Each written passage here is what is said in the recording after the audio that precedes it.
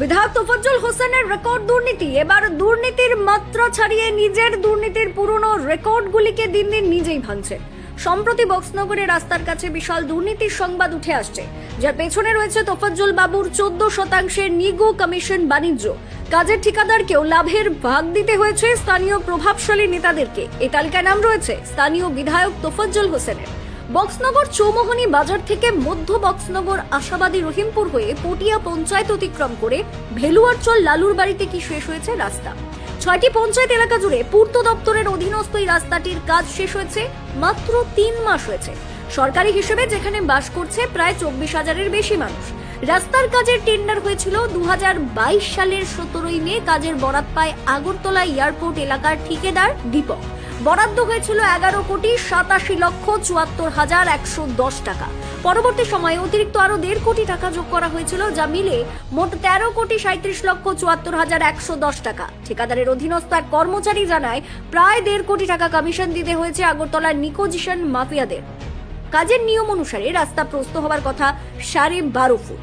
রাস্তার নতুন জায়গাগুলিতে নিয়ম অনুসারে 3 ভাবে মেটালিং করার কথা 13 ইঞ্চি, অথচ করা হয়েছে মাত্র 5 ইঞ্চি। পুরনো জায়গাগুলিতে 2 ভাগে 6 ইঞ্চি মেটালিং করার কথা ছিল, অথচ একভাবে মাত্র 2 ইঞ্চি করা হয়েছিল মেটালিং। নিয়ম অনুসারে 70% সুরকির সাথে 30% ভাবু দেওয়া, অথচ দেখা গেছে এখানে 50% করে বালু এবং সুরকি মেশানো হয়েছিল। স্থানীয়রা অভিযোগ করেছে রাস্তা প্রশস্তের নাম করে 2 ধারে অতিরিক্ত 14 ফুট জায়গা নির্ধারণ করে দিয়েছে স্থানীয় বিধায়ক তোফাজ্জল হোসেন। এতে ব্যাপক ক্ষতি হয়েছিল 782টি পরিবারে। এদের জায়গাগুলিতে মূলত বাড়িঘর, দোকানপাট, ধানের জমি, ফল ও দামি কাঠের গাছ ছিল। এতে ক্ষতি হয়েছে 2টি মন্দির, 4টি বিদ্যালয়, 1টি অঙ্গনওয়াড়ি সেন্টার, 5টি মসজিদ, মাদ্রাসা, 6টি কবরস্থান ও শ্মশান। প্রাথমিকভাবে দেখা গেছে অতিরিক্ত 14 ফুট করে 782টি পরিবারের কাছ থেকে অতিরিক্ত যে জায়গাগুলি নেওয়া হয়েছে তার পরিমাণ প্রায় 625 কানি। এখন সাধারণ মানুষকে প্রশ্ন করছে, সাধারণ মানুষের এত ক্ষতি করেও এত নিম্নমানের রাস্তা কেন তৈরি করা হয়েছে এবং কেন এত কম সময়ে প্রায় 3 মাসের মধ্যেই রাস্তা জরাজীর্ণ অবস্থা হয়ে গেছে। এই নিয়ে 6 গ্রাম পঞ্চায়েতের সাধারণ মানুষের মধ্যে চরম ক্ষোভ বিরাজ করছে।